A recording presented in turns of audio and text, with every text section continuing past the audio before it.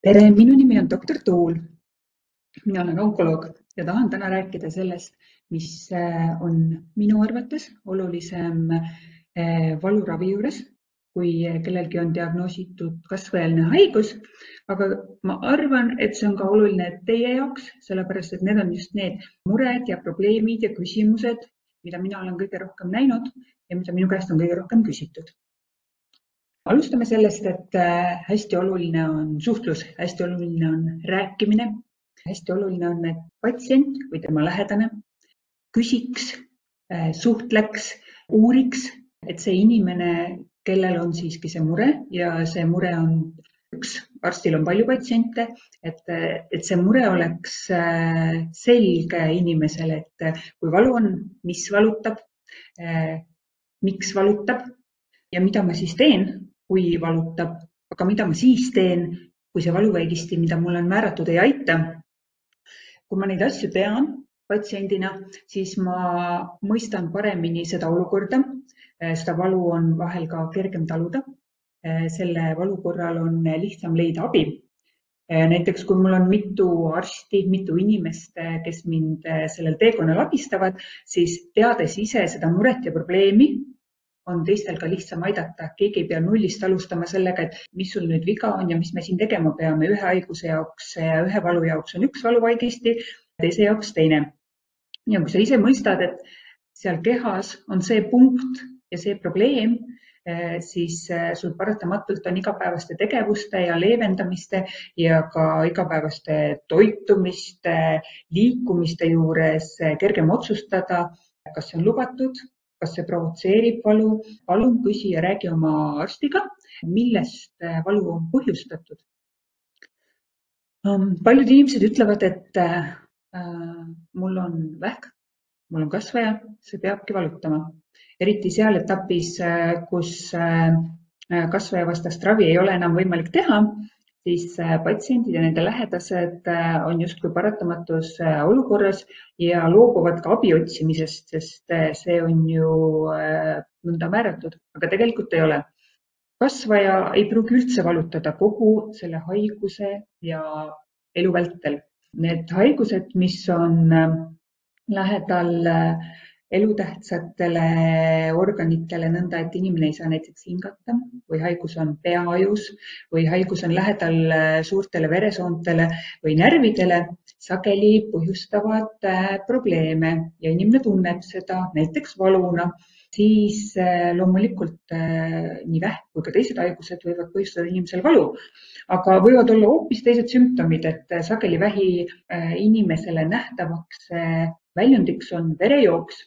Et verejooks jämesoolest, verejooks nõnda, et inimene oksendab verd, köhib verd, et veri on sagedane sümptom, et see ei pruugi olla valu.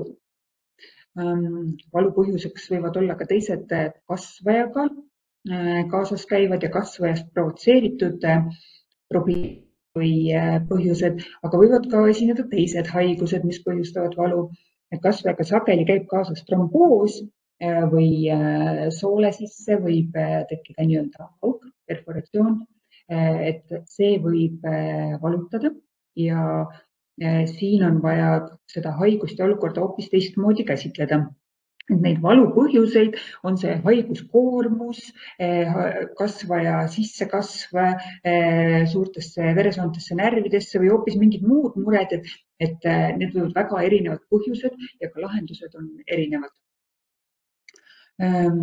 Ja nagu ma ütlesin, et neid põhjuseid, mis kasvaja haigel, patsiendil, kellel on kasvajaline haigus diagnoositud, et mis selle valu põhjuseks on, need võivad väga erinevad olla. Et kui on näiteks sooletuumor, soolekasvaja ja see sool on suletud kasvaja poolt, siis sageli esinevad soolesulgused kõhukinnisuse episoodid ja see, kui inimesel kõht ei käi nädal rohkem läbi, on väga suur põhjus valuks. Mida me kahjuks vähe räägime, on ka ravist põhjustatud valu. Et kui patsient on saanud palju keemiaravikuure, et erinevatel ravimitel on erinevad kõrvaltoimed ja on keemiaravimeid, mille kõrvaltoime on närvikahjustus, et see võib põhjustada surinatunnet, sipelga jooksmise tunnet, külmatunnet, aga ka valu kätes ja jalgades. Et seal kahjuks inimene otsib abi, arstid püüavad leevendada, aga seal sageli pigem on väga raske leida seda valu leevendamise meetodit. Kuigi ma ütlesin, et võib olla raske leida neid leevendamismeetodeid, võib olla raske leida nüüd seda õiget ravimit, mis aitab, siis hästi oluline on, et me ei kaotaks lootust ei selle diagnoosi alguses, ei lõpus, ei vahepeal, ei hetkedel, kui on nädalavahetus või öö, et ei ole sellist olukorda, kus inimene kasvaja haiguse korral peabki kannatama, et sa võtad seda olukorda justkui nõnda, et see on vähk, mul ei olegi midagi teha, see ongi paratamatus. Alati küsi abi. Kas see on pereõde, perearst, ükskõik milline arst, ükskõik kes sinu kõrval, et ära ole üksinda sellega ja ära mõtle selle peale nõnda, et see käib siia juurde. Alati on olemas keegi, kes sind saab aidata. Ja tegelikult kui olla nüüd patsient, siis see patsient näeb oma valu lähedalt ja sageli üritab lähedasi hoida sellest valust, mis temal on. Vahel me ei räägi lähedastele, et meil valutab, jaga oma lähedasega seda, et mis on mureks ja me saame koos otsida abi, kas see on pereliige või see on tuttav või see on naaber, kui sul on keegi, kellega sa oled rääkinud, siis me kunagi ei tea, kellel on kas kogemus või kellel on teadmine, kellel on võimalus leida see tee abini. Keda ma siis nagu otsin või kelle poole ma pöördun, kui ma elan maal, on nädalavahetus, olen üksi. Loomulikult on neid olukordi, kus justkui tundub, et mul ei olegi midagi teha, et eks ma ootan seda esmaspäeva, et vahel peabki natukene ootama, aga et kelle poole ma siis pöördun? Onkoloog. Onkoloog on tavaliselt see, kes tegeleb kasvaja haigetega, et siis kellel on pahaloomuline kasvaja diagnoositud. Mina kui onkoloog tean, et sageli ravin ma seda valu ise.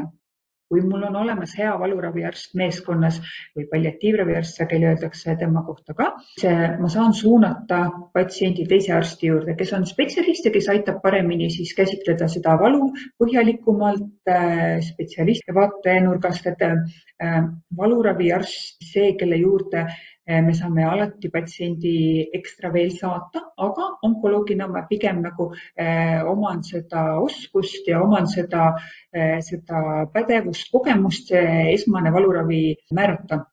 Perearst võiks olla alati meeskonnas, võiks olla alati teadlik sellest patsiendist ja sellest olukorrast, võiks kirjutada retsepte korduvalt välja, ise vajadusel korrigeerida valu. Kahjuks perearstil ei ole nii palju võib-olla seda kogemust just narkootiliste valuvaigistitega, aga kindlasti nagu ta saab korduvaid valuvaigisteid välja kirjutada, et kui reede õhtul on saanud ravim otsa, et kui sul on vaja kellegi poole pöörduda, et siis olgu see näiteks perearst, kes saab sulle retsepti pikendada. Et ei ole tähtis, kes on see arst, et igal arstil on õigus retsepti välja kirjutada. Ei ole tähtis, kas see on kirurg või kopsuarst või onkoloog või perearst, et me kõik ravime valu, meie kõigi kohustus on patsienti aidata ja valu on see, mille korral me peame kohe appi tõttama, et see ei ole midagi sellist, et mine 2 nädala pärast on sul onkoloogi aeg, et küll tema seal vaatab, et kui on arst, siis tema saab sinu ravida sinu valu. Valuravi võimalusi on väga erinevaid, et just nagu meetoditest, kuidas seda ravimit manustada. Me alati eelistame tablette või sellist lihtsamat manustamise viisi. Neid võib ka keele alla panna, kui on patsiendil vaja hästi kiiretoimelist valu vaigistamist, siis on olemas tablette, mida saab panna keele alla, need imenduvad keele alt ja lähevad otse vereringesse, hakkavad kiiresti mõjuma. võib teha süste, mõned patsiendid eelistavad süste, et nad arvavad, et see mõjub kiiremini, see mõjub efektiivsemalt, aga usalda arsti, usalda määramismeetodit ka, et kui arst ütleb, et tabletist piisab, tablett on efektiivne, siis tegelikult ei ole vahet, kas see on tehtud süstina valuvaigisti või see on tabletina määratud valuvaigisti, et sageli tulevad seal mängu hoopis teised asjad. Tuleb mängu see, et kuidas patsiendil on kergem seda manustada, kui mul on vaja kiiret raviefekti saavutada, et inimesel on väga tugev valu ja ta kannatab, siis ma saan seda teha veeni sisse, et see hakkaks väga kiiresti mõjuma. Kui patsiendil on raske neelata, siis saab panna plaastrit nahale, aga plaastri jaoks on oluline, et oleks olemas mingi rasvpudel, läbi mille siis paremini saab plaaster imenduda. On võimalus kasutada ka kiiritusravi valu vaigistamiseks, aga sealne efekt absoluutselt nagu ei saabu kohe. Selleks läheb aega, sageli võib valu algul ka natukene tugevneda. Need meetodid on hästi erinevad, usalda arsti, aga et kui ühel viisil ravi ei toimi või ühel viisil ei ole võimalik manustada, et ma ei suuda tabletti neelata, siis alati me leiame teise viisi, kuidas valu vaigistada.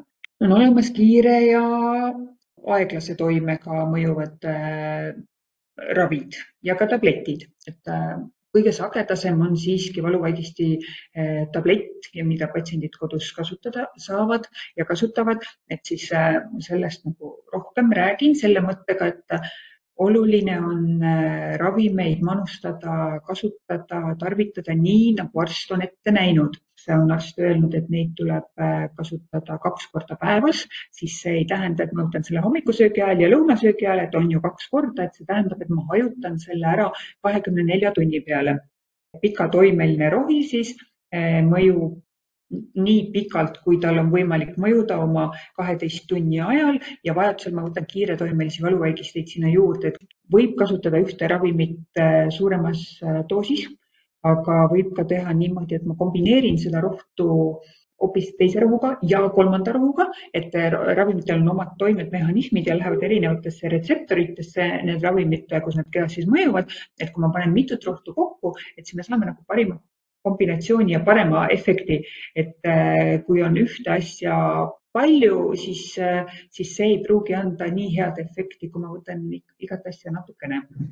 See on nagu hästi lihtsas keeles öeldud, aga ma tahan julgustada kasutama erinevaid valuvaigisteid koos, et tahan julgustada ka arste neid kasutama koos, et kui ma narkootilisele valuvaigistile panen kõrvale ibuprofeeni või paratsetamooli, et siis see tundub, et võib-olla teinekord, et mis on selle asja mõte, aga selle mõte on just see, et ma kasutan erinevaid retseptoreid kehas mõjumaks valu vastu ja see annab efektiivsema tulemuse kui ühe ravimi doosi tõstmine ja tõstmine. Kui inimene ei saa enam neelata, siis on olemas plaastrid, mis asetatakse nahale, mida on vaja 3 päeva tagant vahetada. Nad ei hakka küll kohe mõjuma, läheb 12 tundi enne, kui efekt saabub. Kui on haigus sellises faasis või inimene on sellises seisus, et tal ei ole see neelamine võimalik, tableti neelamine, vee neelamine, toidu neelamine võimalik, et ka siis on vaja vaigistada valu, et siis ei ole niimoodi, et nüüd on saabunud see hetk, kus enam midagi ei ole teha. Ja alati alustame sellest, mis on lihtsam, mitte narkootilisest, et selle ravimi toime tugevus on siiski väiksem, seal on vähem kõrvaltoimeid, et alustame lihtsamatest rohtudest ja läheme edasi tugevamate peale. Ja nagu ma juba ütlesin, et 2 korda päevas ei tähenda, et hommik ja lõuna, et me hajutame selle ära, et hajutame ära selle 24 tunni peale, et ei tekiks nõnda, et mingi aeg on siis nagu hea toime, tugev toime ja õhtul võtan viimase tableti kell 8 ja hommikul võtan järgmise tableti kell 10, et siis tekib 14 tundi juba, et ravimi toimeefekt kaob ära ja sageli kella 5-6 ajal juba valu tuleb tagasi. Et see, miks arstid on öelnud, et võta õhtul kell 11 ja hommikul kell 7 juba jälle, et siis vahel pannaksegi telefoni kell helisema, et hommikul tablett võtta voodis juba ära enne püsti tõusmist, et mul ei hakkaks see valu tekkimagi. kui ravim toimib, siis see ei tähenda seda, et ma teen hommikul silmad lahti ja mul on hästi ja mul ei ole valus ja ei ole vaja võtta, et kui ravim toimib ja sul on määratud skeem, et võtta see iga 8 tunni tagant, siis see ongi see esimene asi, ma teen silmad lahti, ma võtan valuvaigisti kell 8 ära, kui vaja, magan edasi. Aga et kui ravim toimib, siis see ongi eesmärk. Eesmärk on see, et ei hakkaks valutama, et kui inimesel läheb lühitoimelisi ja kiiretoimelisi valuvaigisteid päevas 10 korda, et siis peab juba midagi baasravi juures muutma, et see on probleem, kui mul valu kogu aeg tuleb, läheb, et mina tahan valu ravida niimoodi, et inimesel valus ei oleks. Ja kiiretoimeliste valuvaigisti korral, et kui see valu nagu tugevalt hakkab tekkima, läbilöögivalu, ütleme selle valu kohta, et siis on vaja kiiret valuvaigistamist, et teinekord arst kirjutabki, et on need pikatoimelised ja lühitoimelised, et lühitoimelised me kasutame siis, kui meil on vaja saavutada kiiret efekti, et mul on kodus vaja, et hakkaks ruttu mõjuma. See efekt saabub kiiresti, kui sa näed, et poole tunni pärast ei ole valu vaigistatud, siis võib seda valuvaigistit uuesti võtta ja kui vaja on, siis peab kutsuma kiirabi. Ma kõiki julgustan otsima abi, mitte olema kodus selle valuga üksinda, et kui ma ei ole saanud abi siit või sealt ja näib justkui, et see valu peabki selle olukorraga kaasas käima, siis see ei ole mitte kunagi niimoodi, et kui vaja, kutsu kiirabi, kui vaja, pöördu EMO-sse, et otsi seda abi, kui sul on valu probleemiks. Ja ära karda sõltuvust, et see narkootiline valuvaigisti tekitab teinekord hirmu, et siis kui see on määratud, siis see on vajalik ja kui see on kasutatud valu vaigistamiseks õiges doosis ja see ei tekita üledoosi, et ei teki sellist eufoorilist seisundit, inimene läheb peast täiesti sassi, magab kogu aeg, et siis valu vaigistav doos ei tekita sõltuvust, seda ei tohi karta. Erinevatel ravimitel on omad erinevad kõrvaltoimed. Arstina ma sageli ütlen, et loe ära see infoleht, kui on vaja lugeda, aga et kui see ravim on määratud, kui see valuvaigist on määratud, et siis sellel on mingi põhjus ja mingi vajadus. Me peame teadma, et on olemas need võimalikud kõrvaltoimed, aga on oluline ka, et see valu saaks vaigistatud ja teinekord on narkootilise valuvaigistiga näiteks mingi lühikene periood, et keha vajaks harjumist selleks, et tugevat pearinglust ei tekiks. Kõhukinnisus sageli käib sinna kaasa. Aga meil on õnneks olemas meetodeid, millega kõhukinnisust reguleerida, et seda ennetada, ka toitumisega saab väga palju kõhukinnisuse heaks ja selle vastu ära teha, et siis need kõrvaltoimed, kus on ravimitoime, on ka kõrvaltoime, et see käib sinna kaasa, aga me peame usaldama ka arsti, kes on selle valuvaigisti määranud, et meie ülim eesmärk on see, et inimene ei kannataks. Ja näiteks naloxekool, et on selline olemas ravim, mis ongi narkootilisest valuvaigistist põhjustatud kõhukinnisuse ennetamiseks. On olemas meetodid, millega me saame neid ka valuvaigistite kõrvaltoimeid ennetada, leevendada. Ole autojuhtimisega hästi ettevaatlik, sellepärast et narkootilise valuvaigisti sagedaseks kõrvaltoimeks on pearinglus. Me ei saa kunagi teada, mis olukord seal autoroolis ette tuleb. Pigem ütleks, et las sõidab keegi teine, et me ei taha, et juhtuks midagi halba. Igaks juhus.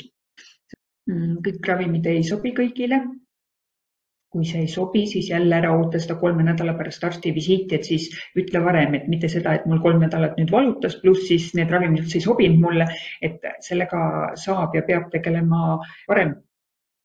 On selline termin nagu totaalne valu, siis me kombineerime sageli neid ravimeid ühte ja teist ja kolmandat ka nõnda, et me lisame sinna antidepressendi juurde, et siis kui jälle vaadata neid rohtusid ja nende infolehti ja kõrvaltoimeid, et oi, et mul on kirjutatud antidepressant, aga mul ei ole depressiooni, et miks see on kirjutatud, siis me kombineerime neid ravimeid just parema efekti eesmärgil. Et antidepressandid raviskeemis on näidanud väga head valuvaigistavat efekti, kui see väikeses doosis sinna kõrvale panna, siis ma annan mitut erinevat ravimit koos, neil tuleb vähem kõrvaltoimeid, sellepärast et doosid on palju väiksemad ja efekt on palju parem. Ja see totaalne valu, et see tähendab seda, et kui ma annan valuvaigisti ja selle efekt ei ole selline, nagu ma ootan, siis valu ei ole alati ainult füüsiline, valu on ka emotsionaalne. Valu on see, et ma kardan valu taasteket, valu on see, et ma kardan, et on elu lõpp, et ma muretsen oma lähedaste pärast. Et see totaalne valu tähendab, et me peame patsienti ja tema valu käsitlema mitmekülgselt, et me peame kaasama sageli valu vaigistamiseks lähedased sinna kõrvale, et oleks patsiendil emotsionaalne tugi. Me peame kaasama kas hingehoidja või psühholoogi, et see patsient saaks toetatud 4 küljest, et kui me ühest küljest anname valurohu ja ootame, et nüüd on kõik korras, et see ei ole alati niimoodi, et inimene on tervik ja me peame teda aitama just nii füüsiliselt kui ka emotsionaalselt. Ja kui meile tundub, et nüüd ei ole enam mitte midagi teha, meil on kõik valuvaigistid läbi proovitud, ma olen kõik arstid läbi käinud, ma olen kõik abitelefonid perearsti infoliini läbi helistanud ja ma ei saa abi, et mul ikka valutab. Et kas on see siis nüüd see totaalne valu, et tegelikult mul on valuvaigistid kasutatud ja mul on vaja seda emotsionaalset tuge. Kas on see, et võib-olla on vaja rohkem aega selle inimese jaoks. Kas on see, et see valuvaigisti ei ole õige? Kas on see, et see valuvaigisti ei sobi konkreetselt sellele patsiendile? Et alati on, mida on teha, alati on seda olukorda, kus on keegi, kes saab sind aidata. Et kui nüüd patsiendile või tema lähedasele jääb mulje, et me oleme nii palju kannatanud ja me ei ole mitte kuskilt abi saanud, siis ära jää sinna koju, otsi seda abi, otsi see inimene, kellega rääkida, ükskõik kas on perearst, kas see on kiirabiarst, kas see on EMO-arst, otsi keegi, kellega rääkida ja kellelt abi otsida, sest seal, kus näib, et ei ole enam mitte midagi teha või ei ole enam kohta, kuhu pöörduda, siis seal on vaja just kõige rohkem teha. Et alati on see, kes saab sind aidata.